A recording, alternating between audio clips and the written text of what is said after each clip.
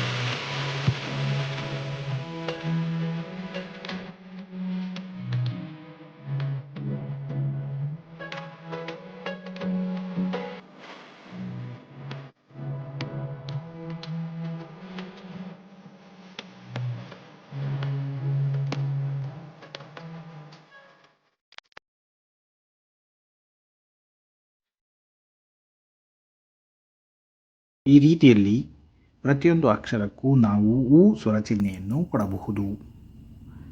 ಚಿತ್ರದಲ್ಲಿ ಮೀನು, ಬುಗುರಿ, ನವಿಲು, ಗುಲಾಬಿ ಇರುವುದನ್ನು ನೋಡಬಹುದು.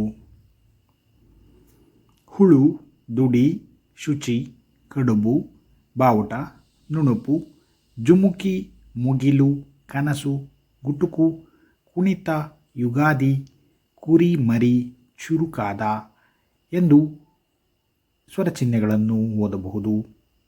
ಹಾಗೆಯೇ ಗುರುಗಳು ಹಾಡನ್ನು ಹಾಡುವರು, ಹಾಡುತ್ತಾ ಹುಡುಗರು ಕಲಿಯುವರು, ಕುಣಿಯುತ್ತಾ ನಲಿಯುತ್ತಾ ಹಾಡುವರು, ಜುಳು ಜುಳು ಹರಿಯುವ ನದಿ, ನದಿಯ ಬಳಿ ಋಷಿಯ ಕುಟೀರ, ಋಷಿಯು ನದಿಯಲ್ಲಿ ಜಳಕವ ಮಾಡಿ ಶುಚಿಯಾಗುವರು, ಶುಚಿಯಾದ ಅವರು ಕುಳಿತು ಜಪ ಮಾಡುವರು ಎಂದು ಸ್ವರಚಿಹ್ನೆಯ ವಾಕ್ಯಗಳನ್ನೂ ಸಹ ನಾವು ಓದಬಹುದು. ಗುಲಾಬಿ, ಹುಲಿ, ಗುಡಿಸಲು, ಬಾಗಿಲು, ಮೀನು, ಅಳಿಲು, ಬಾವುಟ, ನವಿಲು, ಬುಗುರಿ, ಜುಮುಕಿ ಇವುಗಳನ್ನು ಚಿತ್ರಗಳೊಂದಿಗೆ ಹೊಂದಿಸಿ ಹೇಳಬಹುದು. ಅಂತೆಯೇ ನವಿಲು, ಗುಲಾಬಿ ಎಂದು ಈ ಚಿತ್ರಗಳ ಕೆಳಗೆ ಇರುವುದನ್ನು ನಾವು ಓದಬಹುದಲ್ಲವೇ?